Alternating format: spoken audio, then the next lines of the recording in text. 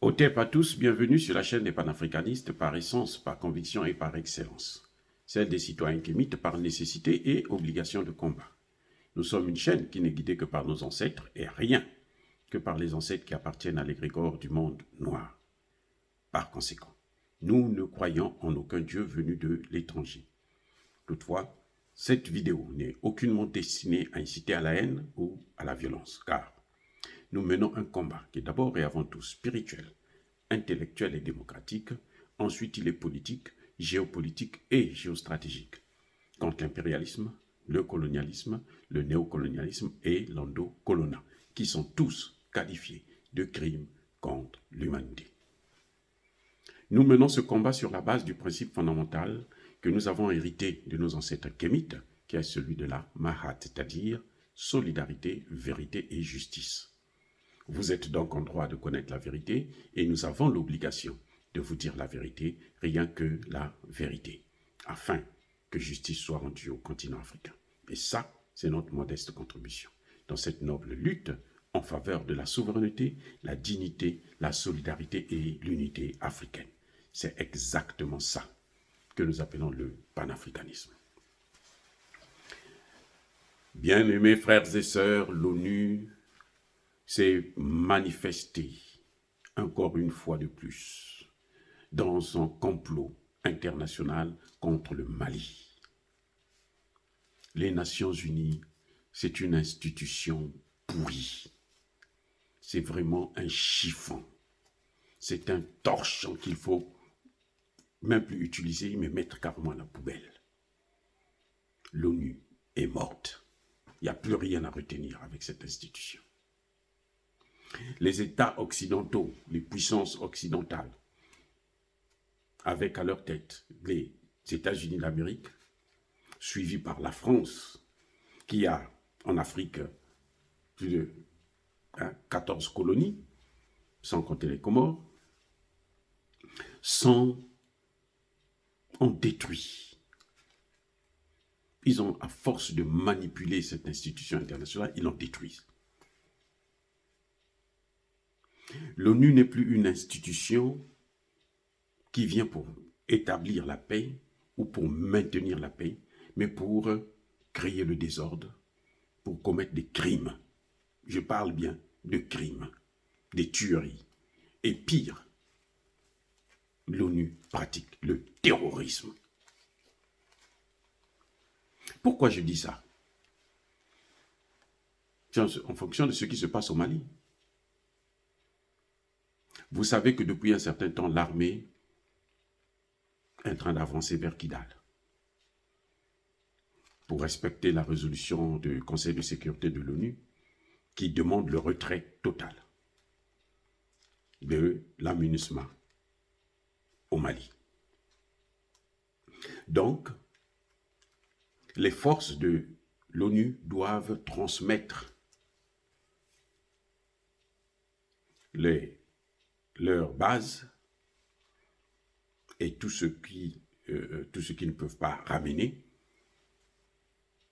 aux forces, aux femmes, au gouvernement malien.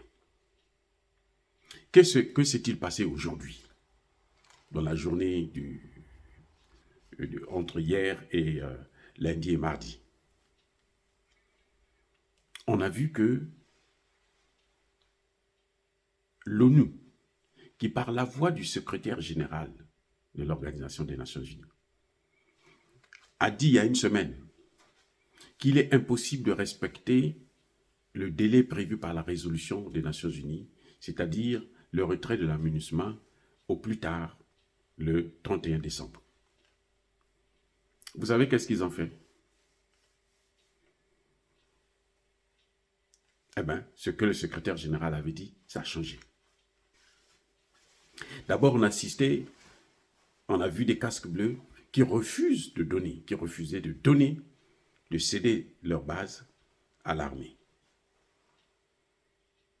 Et pourtant, le Conseil de sécurité de l'ONU a été précis. Les bases là, doivent être transférées à l'armée malienne. Et le Mali est indivisible. Ils n'ont pas demandé à ce que l'ONU puisse voir si on peut appliquer les accords d'Alger ou quoi. Ce n'est pas leur problème. On doit tout remettre. Le Mali est un État souverain. C'est la non-ingérence dans les affaires intérieures d'un État. À partir du moment où un pays demande le départ, vous ne devrez que l'accepter. Alors, qu'est-ce qui se passe? Il y a eu des affrontements à Thessalite pour que l'armée malienne puisse s'installer à Thessalite. Il y a eu des affrontements parce que l'ONU, ce qu'ils ont fait, c'est qu'ils ont précipité leur départ. Ils avaient mis en place un calendrier avec les FAMA et le gouvernement, notamment le ministre de la Défense. Mais qu'est-ce qu'ils ont fait? Ils n'ont pas respecté ce calendrier. Ils ont dit au gouvernement que, puisque, compte tenu de tout ce qui se passe, nous, on va partir en mi-novembre, donc à partir du 15 novembre. Au lieu de partir à la mi-novembre, qu'est-ce qui s'est passé? Eh bien, hier, les gars, ils ont plié bagages. Ils sont partis. Qu'est-ce qu'ils ont fait? Ils ont appelé, ils ont parlé avec les FAMA. Les FAMA leur ont demandé, donnez-nous seulement 3 jours, nous serons sur place. Vous savez ce qu'ils ont fait? Ils n'ont pas voulu attendre. Ils sont partis immédiatement. Et ils ont appelé le CSP pour venir occuper les bases. Et quand ils occupent, ce qu'ils ont fait encore, ce qui est encore plus grave, criminel d'ailleurs, c'est que en partant, ils ont laissé des armes. Ils n'ont pas pensé, si vous ne voulez pas donner ça aux FAMA, tant mieux, ce sont vos armes. On n'en a pas besoin. Les FAMA sont équipés aujourd'hui. Ce n'est pas les FAMA d'hier où la France venait les empêcher d'avoir des armes. Non, les FAMA aujourd'hui, ils ont tout pour faire la guerre. Ils sont équipés. Donc, la moindre des choses, c'est que s'ils ne pouvaient pas partir, puisque c'est un départ précipité, dans ce cas, vous devrez brûler ce matériel. Vous n'avez pas le droit de donner ça aux terroristes. Quand vous donnez ça aux terroristes, c'est que vous êtes des terroristes. Parce que le CSP, là, c'est quoi? Le cadre stratégique permanent. Ce n'est pas la CEMA. Ce n'est pas un groupe rebelle. Ce sont des terroristes. À partir du moment où vous donnez des armes aux terroristes, vous êtes vous-même des terroristes.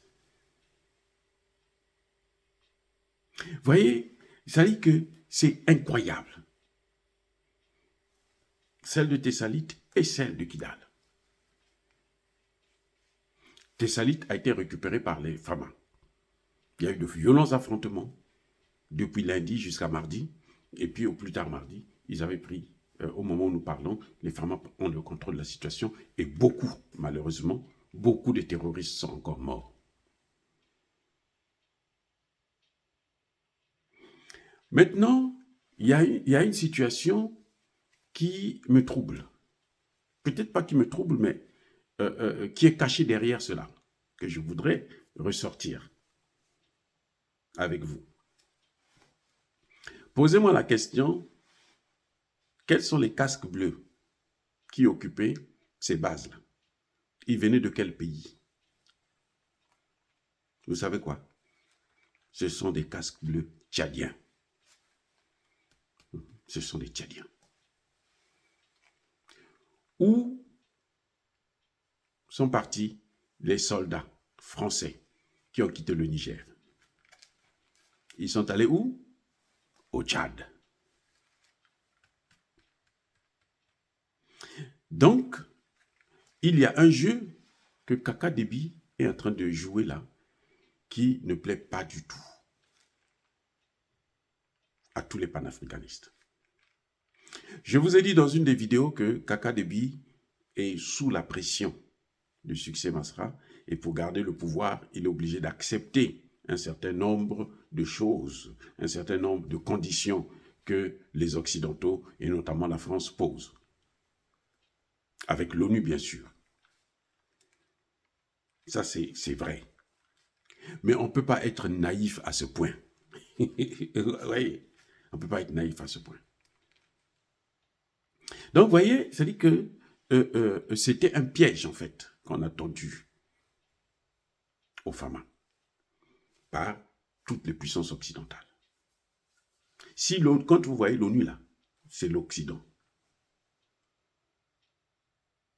Sans c'est les Nations Unies, hein, le Conseil de sécurité, c'est l'Occident sans la Russie et la Chine. Les seuls maintenant qui font tête aux États-Unis. Et la France, c'est même pas là. La France, ils l'ont déjà écrasé, donc oubliez, c'est un nain géopolitique, ça. C'est pas un pays. Non, ils ne vivent que de la domination, de la corruption, le vol, les détournements et tout. Donc, c'est même pas la peine. Bref, le piège qu'ils avaient tendu aux femmes, là, il n'a pas marché. Encore une fois, nous sommes dans l'ère du Verseau. C'est la justice qui doit s'appliquer. La justice laquelle? La justice divine. C'est pas n'importe laquelle, c'est la justice divine. Les terroristes ont pris des armes. Très bien. À Thessalite, ils ont été vaincus. Donc, on est à quelques kilomètres, environ une trentaine de kilomètres de Kidal. Ce que les terroristes là oublient, et ce que les soldats, les minables soldats tchadiens oublient, c'est que Kidal est encerclé. Je dis, hein, Kidal est encerclé. Ils ne peuvent aller nulle part ailleurs. Aussi simple. Ils ne peuvent aller nulle part ailleurs. Ils ont quelques requêtes, hein, quelques petits missiles qu'ils vont envoyer, mais c'est pour combien de temps? Pour tenir une guerre, là, il faut avoir les armes et la possibilité d'approvisionnement des armes. Vous ne pouvez pas faire une guerre avec un stock d'armes que vous avez. Il suffit de rester là, attendre seulement que le stock là finisse, et puis on vous prend. Donc, quand on fait un plan de guerre, on met toujours en place un plan de ravitaillement, en armes, en nourriture, en tout. Or, Kidal étant encerclé, le Mali, le gouvernement malien, l'armée malienne, contrôle le ciel du territoire malien. Ils ont des informations précises. Dès qu'un avion rentre dans l'espace malien, il est tout de suite détecté. Ça veut dire quoi? Ça veut dire que ceux-là qui sont dans Kidal, ils sont en prison. C'est juste question de temps. Pour faire moins de dégâts, parce qu'il y a des populations civiles, il faut éviter de les massacrer. Donc, l'armée va prendre son temps. À Thessalite, c'est parce que ce sont les terroristes qui ont commencé à envoyer des missiles. Hein. Ils ont commencé à envoyer. Et les autres ont riposté. Et puis bon, ils ont pu récupérer le territoire. Vous voyez? Et ils ont fait plein de morts. Donc, on peut dormir tranquille. Ce que les soldats tchadiens, les casques bleus tchadiens ont fait, c'est un coup de pied dans l'eau. Ils n'ont fait que détériorer les relations entre le Tchad et le Mali. Et vous savez quoi?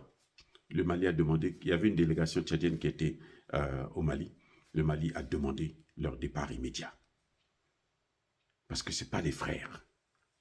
Ce sont des traîtres. Ils n'ont qu'à repartir chez eux. Ils n'ont qu'à aller avec les Occidentaux, les leucodermes. Et puis bon, s'ils peuvent s'en sortir avec les leucodermes, tant mieux. Nous, on ne les envie pas. Nous n'envions pas ceux qui veulent vivre, se soumettre à l'esclavage des autres, des pays qui nous ont pris en colonisation depuis très longtemps. Ceux qui veulent se soumettre à cette colonisation, cet esclavage, ça c'est leur problème. Nous, non, ça c'est vraiment, on s'en bat les couilles. Hein. Ça ne nous regarde pas. Le Tchad veut ça, que ce soit Succès Masra qui vit entre la France et les États-Unis, que ce soit Kaka Déby, ça c'est leur putain de bordel de merde. Dire cela, c'est inciter à la haine ou à la violence. Non. Yaba, colère, veille, Yama, Lembe. Notre combat, c'est un combat souverainiste d'abord et avant tout. Encore une fois de plus, soyez bénis. Je persiste et je signe. Soyez abondamment bénis par le Dieu des Kémites et par nos ancêtres angélisés. Mais tous ceux qui persécutent le continent africain, le pillent et le déstabilisent, qu'ils soient noirs, blancs, chinois, arabes, indiens, qui qu'ils soient punis, maudits, foudroyés, neutralisés, écrasés, effacés par ce Dieu des Kémites et par nos ancêtres angélisés. Vive l'Afrique éternelle, j'ai dit et j'assume.